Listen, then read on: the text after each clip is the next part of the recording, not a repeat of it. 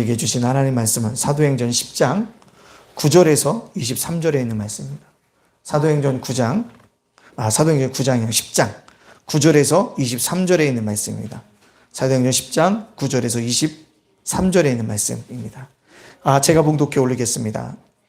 이튿날 그들이 길을 가다가 그 성에 가까이 갔을 그때에 베드로가 기도하려고 지붕에 올라가니 그 시각은 제 6시더라. 그가 시장하여 먹고자 하매 사람들이 준비할 때 황홀한 중에 하늘이 열리며 한 그릇이 내려오는 것을 보니 큰 보자기 같고 내기를 메어 땅에 들이웠더라. 그 안에 땅에 있는 각종 네발 가진 짐승과 기는 것과 공중에 나는 것들이 있더라. 또 소리가 이르되 베드로야 일어나 잡아 먹으라 하거늘 베드로가 이르되 주여 그럴 수 없나이다. 속되고 깨끗하지 아니한 것을 내가 결코 먹지 아니하였나이다 한데 또 두 번째 소리가 있으되 하나님께서 깨끗하게 하신 것을 내가 속되다 하지 말라 하더라.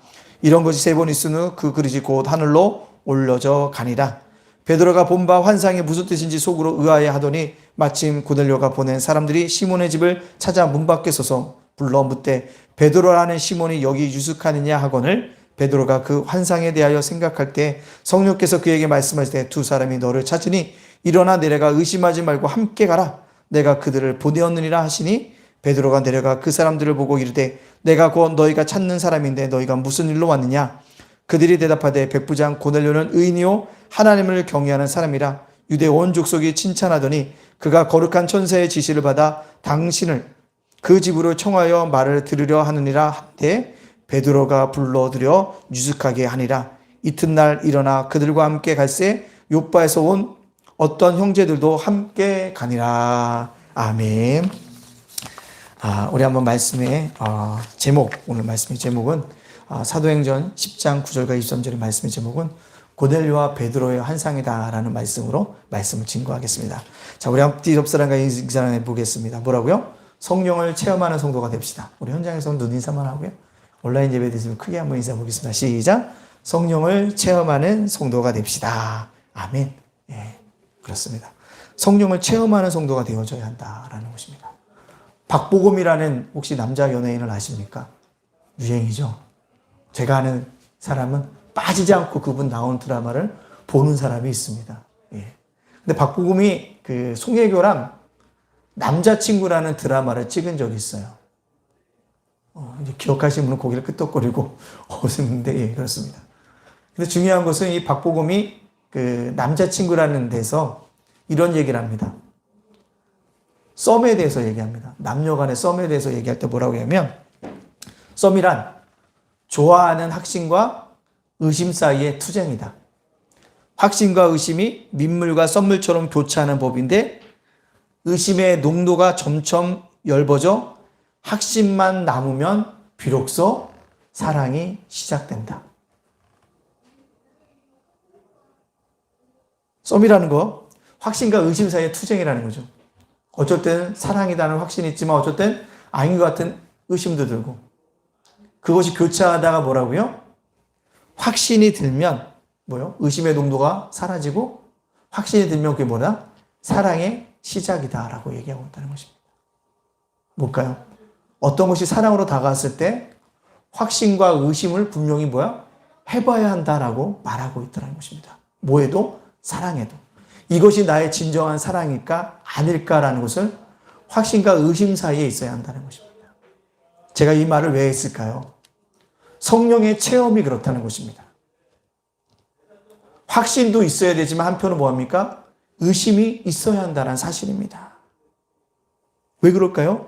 이것이 하나님으로부터 온 것인지 아니면 사탄으로부터 온 것인지 뭐이기 때문에 그럴까요? 분별해야 되기 때문에 확신과 의심이 있어져야 한다는 것입니다. 우리도 때로는 유명인의 간증을 듣습니다. 대단합니다. 저런 간증도 있구나 하면서 저런 간증이 과연 가능할까? 의심도 들기도 한다라는 사실입니다. 그렇습니다. 썸도 의심과 확신 사이를 하는 것처럼 특별한 체험을 할 때도 이거 확신과 의심을 해봐야 한다는 사실입니다. 왜요? 오늘 고넬료와 베드로가 둘 다 환상을 보고 있습니다. 영적인 체험을 하고 있습니다. 그러나 확신과 의심 사이로 그것이 어떻게 해요? 확신으로 바뀌어지는 특별한 체험인 것을 우리에게 보여주고 있습니다. 자, 특별한 체험은 무조건 확신해야 될까요? 무조건 의심해야 될까요? 그 확신과 의심 사이에서 특별한 체험이 무엇인가를 본문을 통해서 깨닫는 귀한 시간이 되어지기를 간절히 원합니다. 사도행전 10장, 11장은 환상을 통해 보여줬던 하나님의 역사가 환상대로 이루어지는 것을 우리에게 보여주고 있습니다. 특히 성경은 환상을 보았다라는 데 주안점이 있는 게 더 아니라 환상을 통하여 하나님이 무엇을 하셨는가가 중요합니다. 환상을 보았다라는 것이 중요한 것이 아니라 환상을 통하여 하나님이 무엇을 하셨는가를 바라봐야 한다는 사실입니다. 오늘 고넬료와 베드로가 본 환상의 결론은 무엇입니까? 이방인도 구원받을 수 있다. 이 하나님의 목적을 환상을 통해서 뭐 했다는 걸 보여주시고 있고 하나님의 그 환상을 보여준 것을 하나님의 목적대로 이루어 가시고 있음을 우리에게 보여준다는 것입니다. 소위 환상을 봤다고 하는 사람들 보면 해석과 고백이 지극히 뭡니까? 자기 중심적이라는 것을 보일 수 있습니다. 그래서 확신과 의심 사이에 놓이게 됩니다. 왜냐하면 환상을 오해하고 있기 때문에 그렇습니다. 오늘 저와 여러분들은요, 고넬료와 베드로가 본 환상을 통해서 환상에 대한 특별한 체험에 대한 성경적인 의미를 깨닫는 귀한 시간들이 되어지기를 간절히 소원합니다. 첫 번째로요, 고넬료와 베드로의 환상은 특별한 체험이라는 것입니다. 무슨 체험이라고요? 특별한 체험입니다. 고넬료와 베드로의 환상에 전제된 것은 헛된 망상이 아닙니다. 노아나 아브라함, 야곱, 요셉, 사도 바울, 베드로 수많은 성경 인물들이 환상을 체험했듯이 성경은 환상이 망상이 아닌 실제적인 사실이라고 우리에게 말씀하고 있다는 겁니다. 오늘 3절 말씀을 읽지 않았지만 지난주에 읽었지만 3절 말씀 올려주실래요? 예. 3절 말씀입니다. 제가 읽겠습니다. 하루는 제90쯤 되어 환상 중에 밝히 봄에 하나님의 사자가 들어와 이르되 고넬료야 하니. 90쯤이라는 것은 오후 3시라고 말씀을 드렸습니다. 기도하는 중에 천사가 들어왔다는 거죠. 뭡니까? 특별한 체험을 한 겁니다.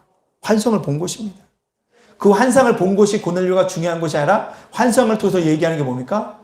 베드로를 청해하라. 욥바에 있는 베드로를 청해하라는 분명한 영적인 체험을 하고 있습니다. 고넬료는 이방인입니다.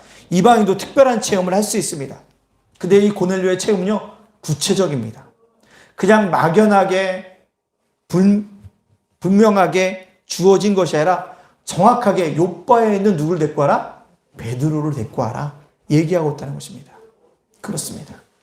특별한 체험은요, 환상은 분명하게 정확하게 잘 알 수 있도록 전달되어진다는 것입니다. 왜 그럴까요? 하나님의 계시이기 때문에 그렇습니다. 하나님의 계시이기 때문에 그래요. 근데요, 이 특별한 체험을 언제 받느냐? 기도 중에 받았다는 게 중요합니다. 제9시쯤 되어 기도하러 올라갔더니 환상을 보았다는 것입니다. 그렇습니다. 특별한 체험은 세상 일을 하다가 임하는 것이 아닙니다. 시끄럽게 떨들고 돌아다니다가 들려주는 것이 아니라는 것입니다. 불필요한 이야기를 하다가 전달되어진 것이 아니라는 것이죠. 특별한 체험 보하다가 기도하는 자에게 주어집니다. 그래서 우리가 뭐합니까? 기도해야 돼요. 하나님과 깊은 영적인 소통을 하기 위해서 뭐합니까? 기도가 필요합니다. 기도하는 자에게 뭐요? 하나님의 환상을 보여주시고 뭘 보여주신다고요? 특별한 체험의 은사를 허락해 주십니다. 고넬료만 그렇습니까? 아니에요. 베드로도 기도하다가 특별한 체험을 합니다. 오늘 9절에 있는 말씀에 이렇게 얘기하고 있습니다. 9절 올려주시겠습니까? 네, 9절입니다. 이튿날 그들의 길을 가다가 그 성에 가까이 갔을 그때 베드로가 기도하려 지붕에 올라가니 그 시각은 제6시라. 6시라는 것은 정오입니다. 땡볕에 누가요? 지붕으로 올라갑니다. 당시 유대인들의 지붕은 평평했어요. 그곳에 누가요? 베드로가 기도하러 올라가다가 기도하는 중에 큰 보자기 환상을 보게 되어졌다는 것입니다. 그렇습니다. 고넬료도 베드로도요, 기도한 중에 체험을 했다는 사실입니다. 환상을 보았다는 것입니다. 제가 섬겼던 김창희 목사님도 폐병을 앓았을 때요, 저 삼각산에 있는 기도원 가갖고 하나님 앞에 응답을 받고 나왔다잖아요. 제가 섬겼던 안산시민교회 이무영 목사님도 폐병에 걸렸을 때 똑같은 굴에 들어가서 기도했더니 뭐예요? 낫는 체험을 했다라고 고백하고 있지 않습니까? 중요한 게 뭐예요?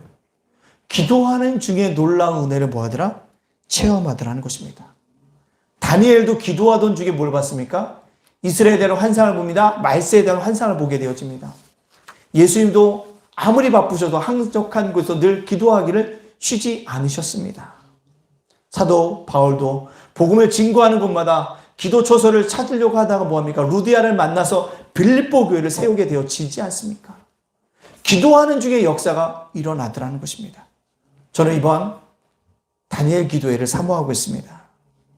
왜요? 하나님이 보여주실 비전과 꿈을 바라보고 있기 때문에 그렇습니다.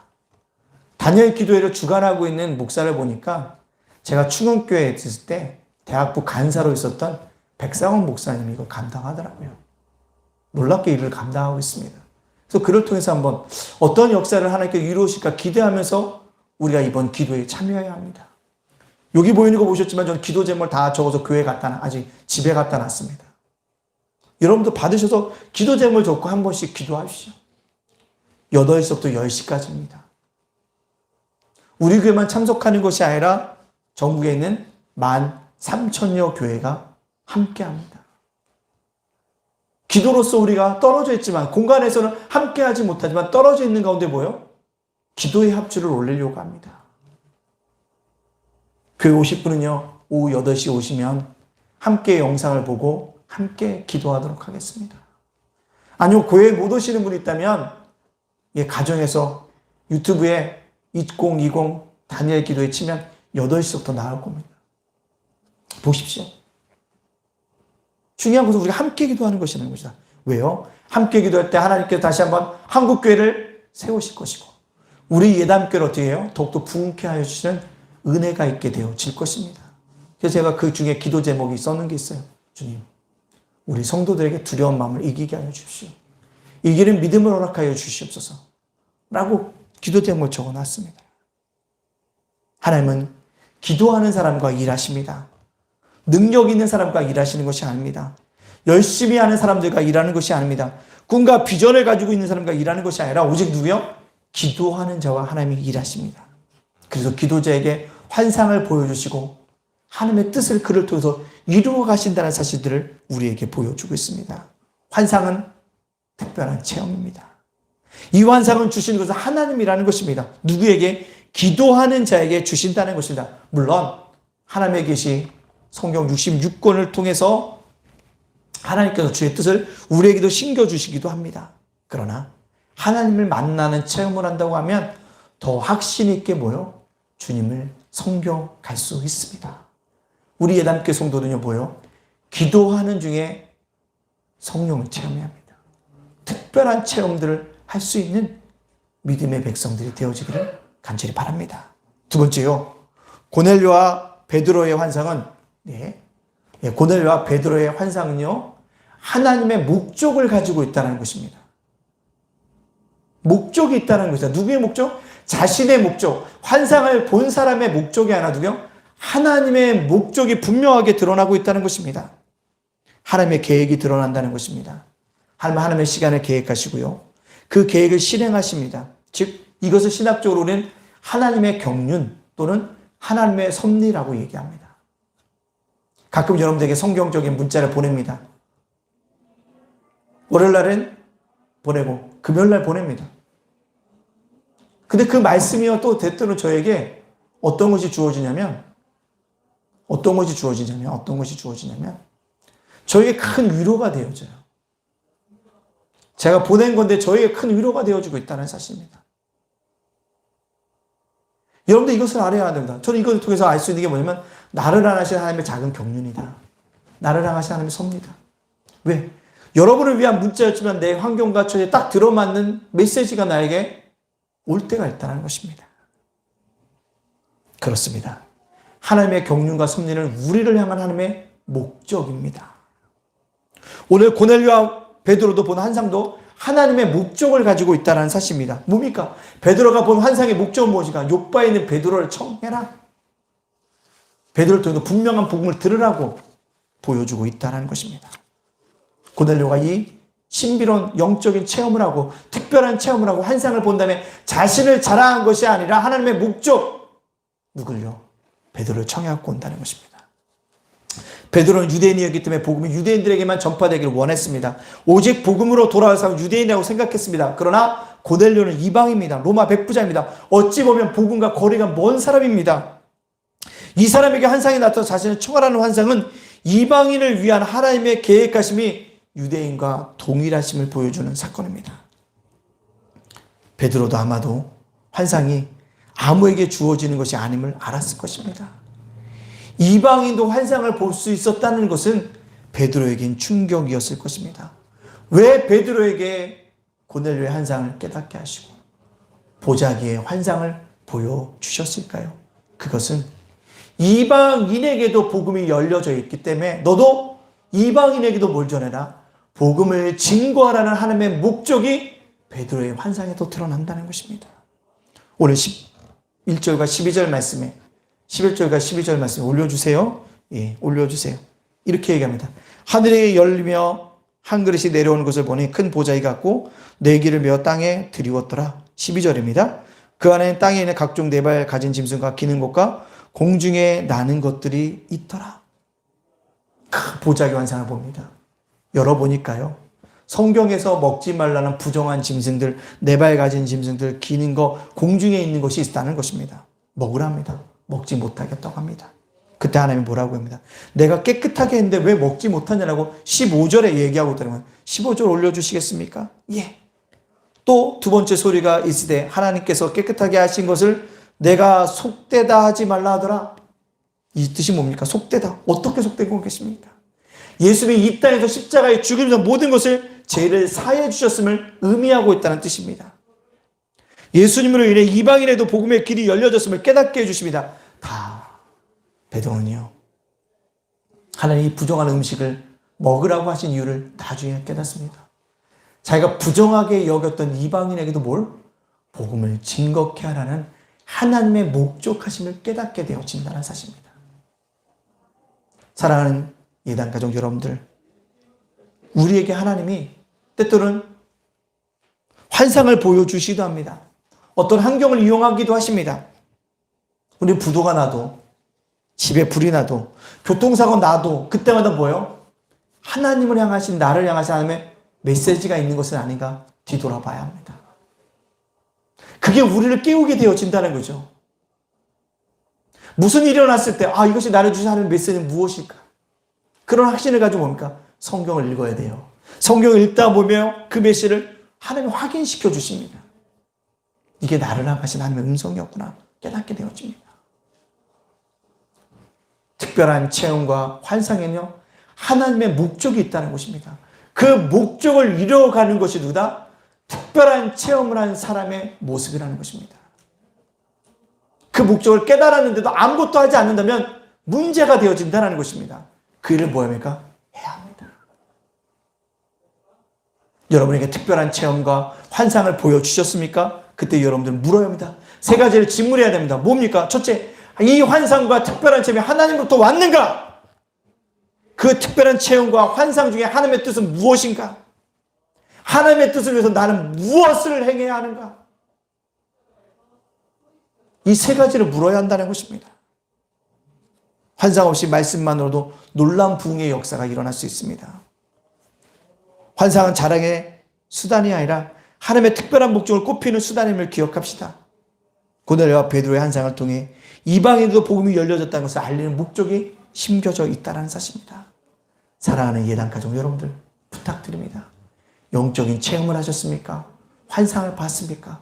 그 환상을 통한 하나님의 목적 이루어갈 수 있는 믿음의 백성들이 되어지기를 간절히 소원합니다. 세 번째요, 고넬료와 베드로의 환상은요, 각자에게 순종을 요구한다는 것입니다. 세 번째 좀 올려주세요. 오늘 계속적으로 고넬료와 베드로에게 환상은요, 각자에게 순종을 요구하고 있다는 것입니다. 자, 고넬료가 환상을 본다면 어떻게 합니까? 바로 반응한다는 거죠. 어떻게 해요? 믿음으로 반응한다는 것입니다. 7절과 8절에 7절 말씀 올려주시겠습니다. 7절과 8절 이렇게 얘기합니다. 마치 말하던 천사가 떠나매 고넬료가 집안 하인들과 부하 가운데 경건한 사람 하나를 불러 이 일을 다 이루고 욥바로 보내니라. 천사가 떠나자마자 부하를 불러서 하인들과 부하를 불러서 보낸다는 거죠. 누구에게요? 베드로에게 보낸다는 것입니다. 저는 이 구절을 읽다가 고넬료도 대단하지만 누구도 대단하다? 두 하인과 경건한 부하도 대단하다는 생각이 듭니다. 왜요? 환상을 본 곳은 고넬료였습니다. 환상을 보고 그대로 부름을 받은 사람은 누굽니까? 보냄을 받은 사람은 바로 이 하인들과 경건한 사람이었다는 사실입니다. 이들에게 떠나면서 그런 마음이 들지 않았을까요? 정말 만날 수 있을까? 그냥 꿈대로 가는 것이 합당할까? 욥바에 가면 베드로가 있을까? 헛걸음만 하고 오는 것은 아닐까? 생각이 들 수도 있습니다. 그럼에도 불구하고 순종합니다. 왜 그럴까요? 고넬료의 순종하는 모습을 봤기 때문에 이들도 순종할 수 있었다는 것을 보여주게 되어집니다. 그리고 후에 정말 베드로를 만나서 함께 어디로 오게 되옵니까? 가이사라로 오게 되어지면서 뭐라고 생각해요? 역시 최고의 의인은 우리 주인이야. 정말 하나님을 경외하는 사람이야 라고 생각하지 않겠습니까? 고넬료가 순종했기 때문에 그 집안의 종들도 순종했다는 사실입니다. 여러분 무엇을 의미하고 있을까요? 나의 순종이 나만으로 끝이 있는 것이 아니라 나의 자녀에게도 이어진다는 사실을 알아야 합니다.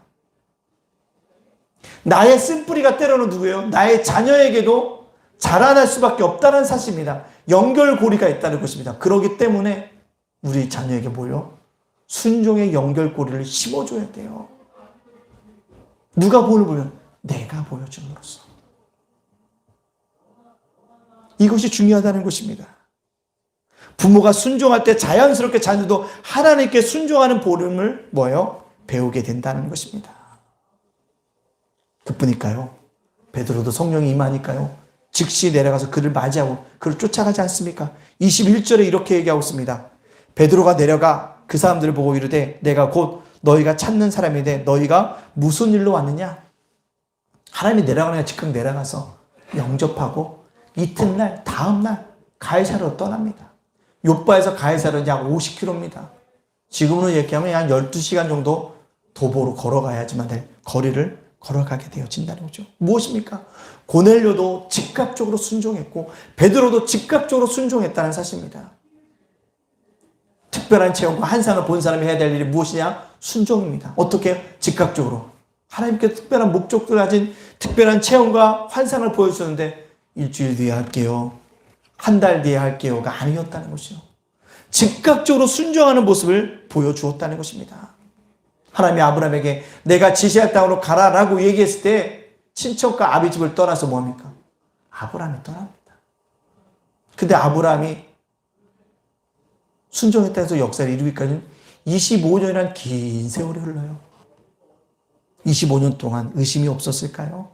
갈등이 없었을까요? 있었을 것입니다. 그러나 믿음으로 주님을 끝까지 바라보고 순종했더니 놀라운 믿음의 조상도 되어졌고 태가 끊긴 사라를 통해서 이삭이 태어나는 축복들을 받게 되어졌다는 것입니다. 여호수아가 여리고성을 칠 때도요 순종했어요. 전쟁으로 여리고성을 빼앗은 것이 아닙니다. 하루에 한 바퀴 돌고 7일째 된 날은 7편 돌고 나팔을 불 때 소리를 지를 때 여리고성이 무너졌다는 것입니다. 성을 돈다고 무너지겠어? 아이고 나팔 분다고 무너지겠어? 라고 생각했다면 하지 않았는데 순종했더니 여리고성이 무너졌다는 사실입니다. 그렇습니다. 오늘 여러분들 이 말씀을 듣고 여러분 마음속에 감동이 된 것이 있다면 즉각적으로 순종해야 합니다. 미루지 마세요. 미루지 말고 뭐합니까? 하는 것이라는 것입니다. 특별한 체험이나 환상을 보았다면 자랑하기보다는 내가 즉각적으로 하나님께 순종했는가? 어떤 순종으로 하나님께 올려드렸는가? 하나님의 영광을 위해서 내가 어떻게 순종했는가? 이걸 되물어야 한다는 것입니다. 하나님께 특별한 체험, 환상을 보았다면 더욱더 즉각적으로 순종할 수 있는 순종의 사람들이 되어져서 하나님께 영광 돌릴 수 있는 믿음의 사람들이 되어져야 합니다. 말씀을 마치려고 합니다. 카메라 사워라는 방송 용어가 있습니다. 들어보셨나요? 카메라 사워? 뭡니까? 카메라에 자주 노출될수록 카메라가 뭐요? 익숙해져서 외모도 더욱더 빛나게 되어지고, 어떻게 하면 카메라를 통해서 자기가 가지고 있는 어떤 그런 것들이 장기가 잘 드러날까 생각을 하게 되어진다는 것입니다. 근데 초보들은요, 카메라를 딱 들이대면 다 뭐 한다는 거? 언다는 거죠. 자기가 가지고 있는 100% 뭐예요? 발휘하지 못한다는 것입니다. 그러나 카메라 사오라는 거 뭐예요? 카메라 주문 받으면 받을수록 실생활에 자기가 가지고 있던 끼나 그 모든 걸 다 드러나게 되어진다는 것입니다. 제가 이 말을 하는 이유가 무엇일까요? 신앙인들이 왜 말씀에 자주 노출이 되어져야 할까요? 왜 예배를 드려야 될까요? 그래야지만 누구를 닮아갑니까? 예수님을 닮아가기 때문에 그렇습니다. 어떤 권사님이 그런 얘기를 해요. 목사님, 온라인 예배 딱 앉으니까요, 목사님은 얼굴은 안 보이고요, 먼지만 보입니다. 그래서 먼지만 보여요. 먼지만 보여요. 그래서 앉아있다, 뭐 이렇게 팀을 보면, 저 청소해야겠다. 막 청소한대. 그분이 그런 얘기를 하시죠. 또 앉아서 예배에 집중하려면 또 먼지가 보인대요. 그 먼지 치우다 보니까 뭐 하더라? 예배가 끝났더라. 라는 말씀을 하시더라고요. 여러분, 말씀을 자주 노출시키십시오. 예배에 여러분 자신들을 많이 노출시키십시오. 그러면 분명한 것은 여러분들이 깨닫지 못하는 가운데 부지 중에 예수님을 닮아가는 아름다운 믿음의 사람이 될 줄로 믿습니다.